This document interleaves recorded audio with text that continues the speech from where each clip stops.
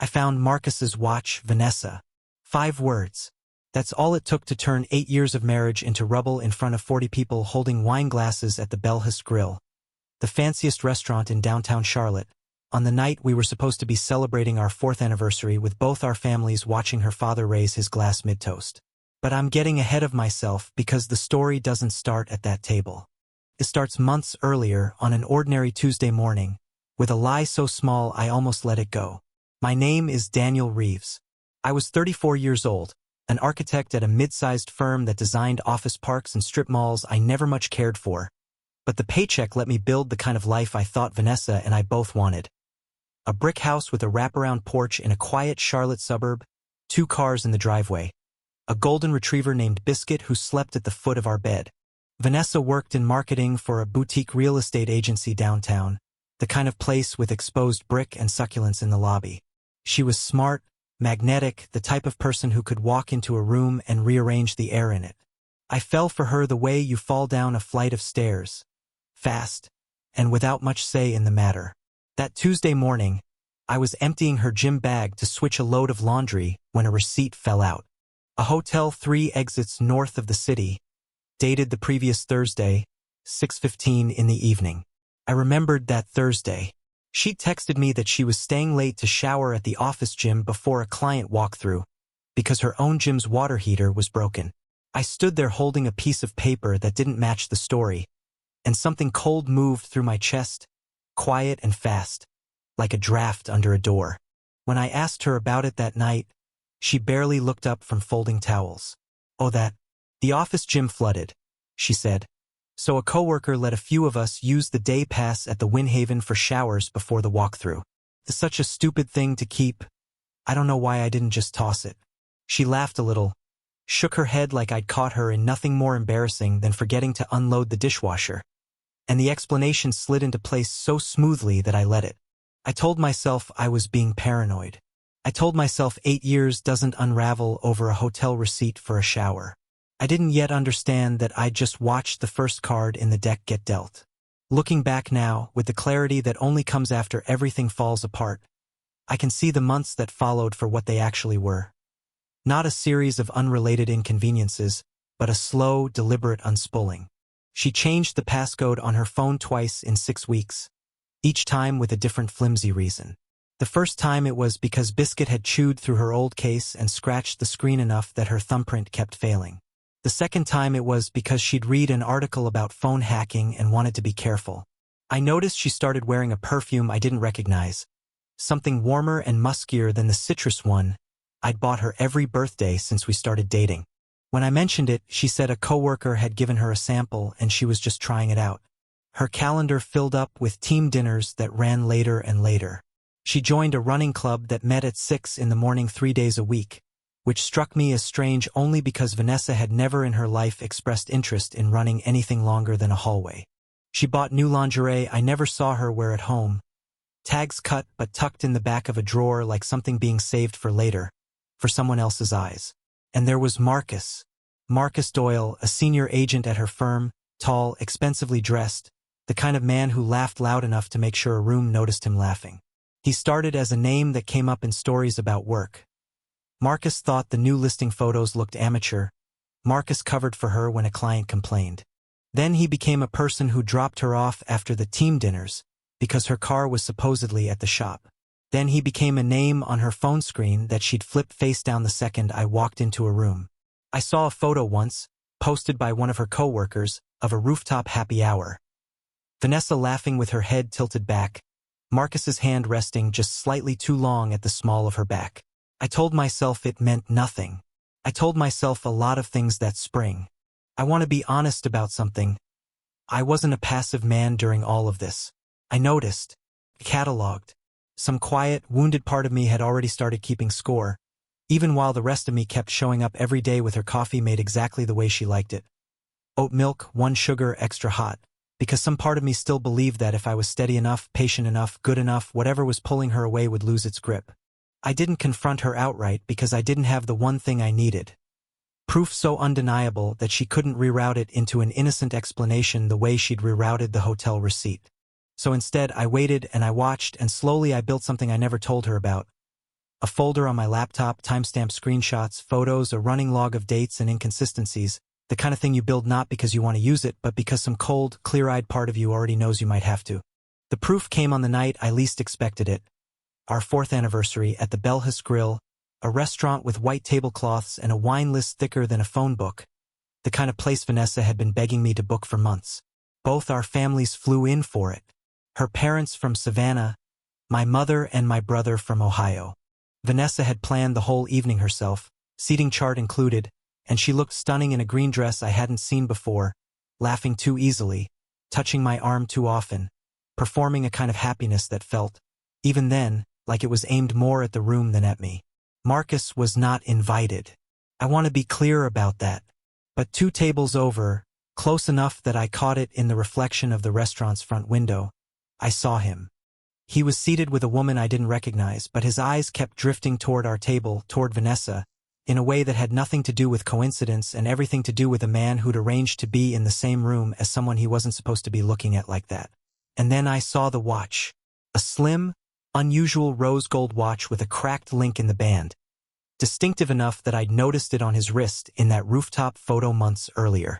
It was sitting, quite plainly, in Vanessa's small clutch purse, half-zipped on the table beside her wine glass, catching the candlelight every time she reached for her drink. She must have taken it off him at some point that week, to fix the cracked link, to hold on to, I never found out which, and forgotten in the chaos of planning an entire anniversary dinner that it was still in there. Her father stood up first, tapping his glass with a fork, launching into the kind of toast fathers give. How proud he was, how he'd known from the first dinner that Daniel was the one. How 4 years had gone by in a blink. Vanessa's eyes were shining.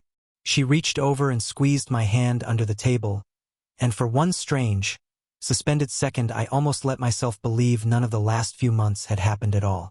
Then her father raised his glass toward us both and said, "To Vanessa and Daniel, may this be only the beginning." Everyone lifted their glasses. Everyone except me. I looked at her. I looked at the clutch purse. I looked at the man 2 tables over who couldn't stop glancing our way. And in a voice quiet enough that it forced the whole table to lean in to hear it, I said the 5 words that ended my marriage in front of everyone who loved her. "I know about Marcus, Vanessa." Her smile didn't fade slowly. It simply stopped existing, all at once, like someone had reached into her face and switched it off. Her hand, still resting on top of mine, went rigid, then started to tremble just slightly, the way a plucked string keeps vibrating after the note has already died. The whole table went silent in that specific, suffocating way that only happens when everyone understands instantly that something has just been said that cannot be unsaid. Her mother's fork clinked softly against her plate. My brother stopped mid-sip. Vanessa's father lowered his glass an inch, his toast forgotten, his eyes moving from me to his daughter and back again, already understanding. Vanessa opened her mouth. Nothing came out at first. Then, in a whisper meant only for me but heard by everyone close enough to lean forward, she asked how I knew, which was, I realized in that moment, the closest thing to a confession she would ever give me, because an innocent woman doesn't ask how you found out, she asks what you're talking about. I didn't answer. I simply reached over, unzipped her clutch a little further, and set the rose gold watch on the white tablecloth between us, the cracked link catching the light exactly the way it had 2 tables over. Her mother gasped. Her father's jaw tightened. And Vanessa, my wife of 4 years, sat there with her hand shaking around a wine glass she no longer seemed capable of lifting to her mouth. I didn't make a scene beyond that. I didn't need to. I stood, thanked her parents quietly for flying in, told my mother I'd call her the next day, and walked out of the Belhurst Grill into the cold Charlotte night, leaving Vanessa to explain a cracked band watch to a table full of people who had just watched her whole carefully constructed evening come apart in 5 words. I didn't go home that night. I checked into a hotel 3 exits north of the city. The same one, as it happened, from the receipt that started all of this. And I lay awake until sunrise, feeling something I hadn't expected to feel. Not devastation, but relief. The kind that comes when a suspicion you've been carrying for months finally sets its weight down. By the time I went back to the house 2 days later, Vanessa was gone. Not gone as in left for the weekend. Gone as in half the closet emptied, the good luggage missing, Biscuit's leash still hanging by the door because apparently even the dog wasn't worth the trouble of packing for. There was no note. I didn't look for one.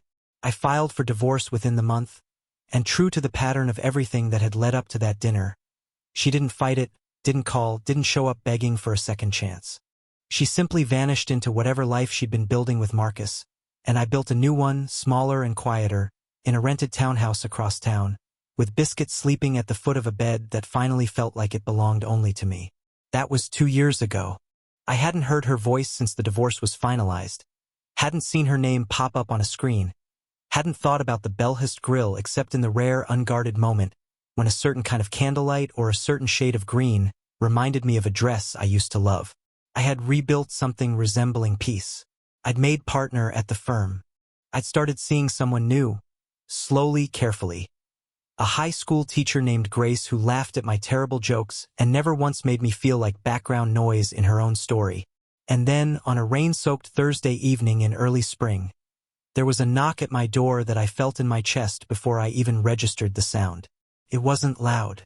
It was hesitant, almost apologetic, the kind of knock that belongs to someone who isn't sure they deserve an answer. I stood in my kitchen and stared at the door the way you'd stare at a wound that had only just stopped hurting. Then I heard her voice through the wood, cracked and small. "Daniel, please." I hadn't heard that voice in 2 years, and it hit me exactly the way I'd hoped it never would again. My pulse jumping, my hands going cold, some stubborn, humiliating part of me still wired to respond to it. I made myself wait one long breath before I opened the door, reminding myself of everything I'd built since the last time she'd stood in front of me. Vanessa was soaked through. Mascara tracked down both cheeks. Her arms wrapped around herself like she was trying to hold her own ribs together. She was thinner than I remembered, and there was something new in her eyes. Not the performance of sadness I remembered from the divorce proceedings, but something closer to real fear. I should have shut the door. Every rational part of me knew that. Instead, some old reflex I hated myself for still having pulled it open wider, and she stepped past me into the townhouse like she wasn't sure it was real, scanning the room the way people do when they're checking whether they're about to be caught intruding on someone else's happiness. She sat on my couch, hands shaking around a paper coffee cup she must have bought at a gas station on the way over, and told me she'd made a mistake. Not just the affair, she said, but everything after it. Marcus, she admitted, had never loved her the way she'd convinced herself he did. He'd used her, she said, the way men like that always eventually use women who leave everything behind for them. I didn't say anything.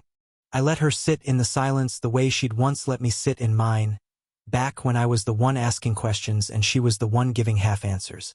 And the longer she talked, the clearer it became that she hadn't driven 2 hours through the rain just to apologize for a watch on a white tablecloth. Her eyes kept flicking to the window. Her fingers wouldn't stop worrying the rim of the cup. Something else was chasing her, and it had brought her straight to my door. It came out slowly, in pieces, the way confessions do when the person giving them is more afraid of the truth than of the person hearing it. After the divorce, she said, she and Marcus had been pulled into a circle of people who called themselves the Ashford Collective, a name that sounded, on the surface, like nothing more than an exclusive networking group for young professionals in Charlotte's real estate and finance scene. Private dinners, yacht weekends on Lake Norman, access to money and connections neither of them could have found on their own. But the price of admission, she said, her voice dropping to barely more than a whisper, was loyalty, and loyalty meant surveillance. Cameras in rooms no one was told about. Recordings used later as leverage over business deals, over marriages, over careers. Marcus, she said, hadn't just been a member. He'd been one of the men running it, quietly building a library of footage on people far more powerful than either of them. And when one of his old partner's wives discovered what he'd built and threatened to go to the police, the whole fragile structure had started to collapse. Marcus had disappeared 3 weeks earlier. Nobody had heard from him since.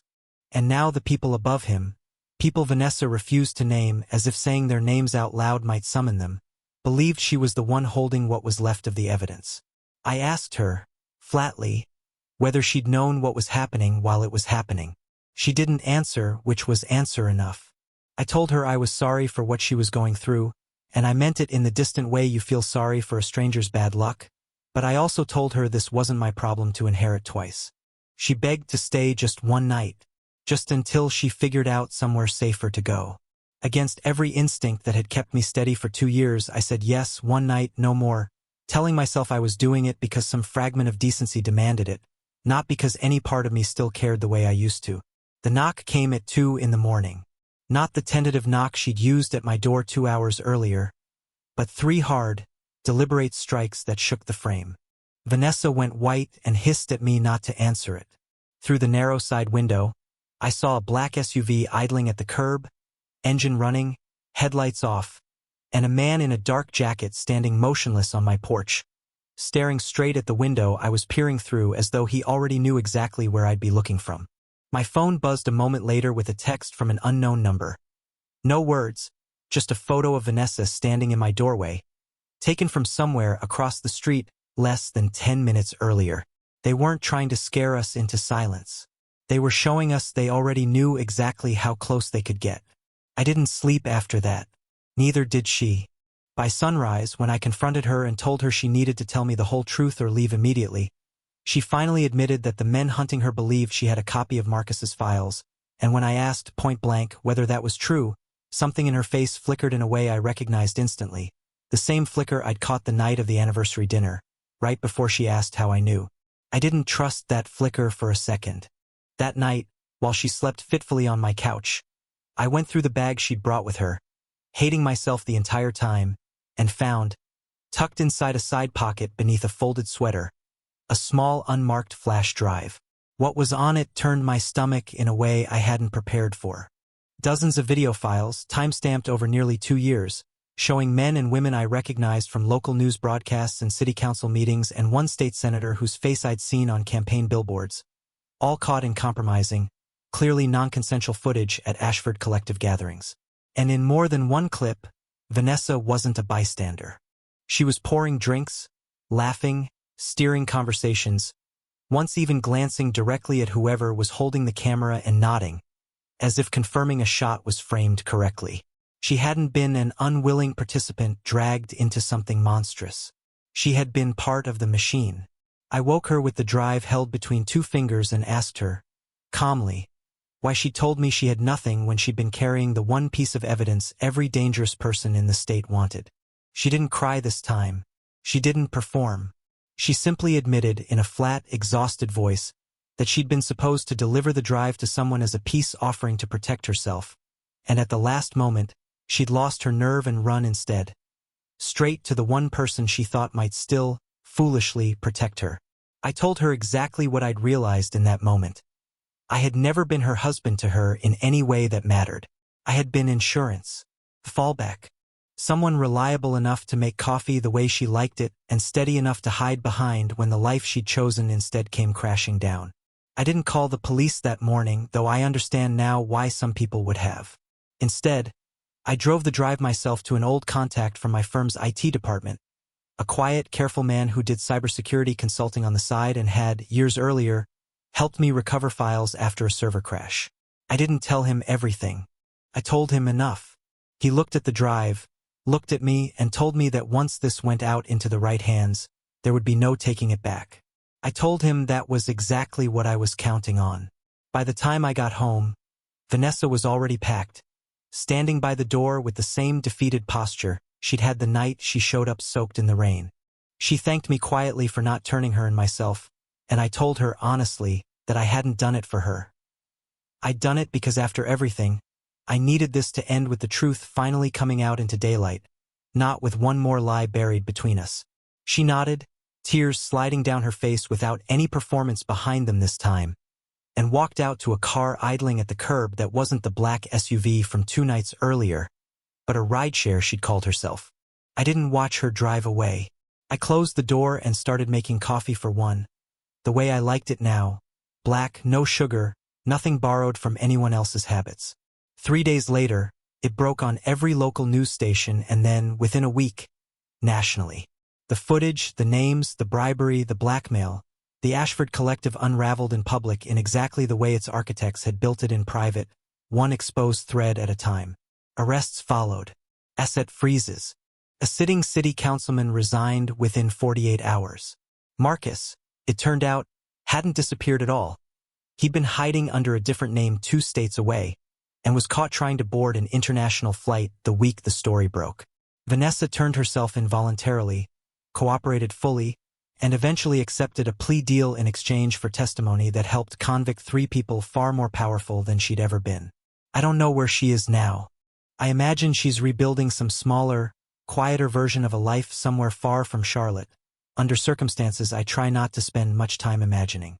As for me, I found something I hadn't expected to find this fast. Peace.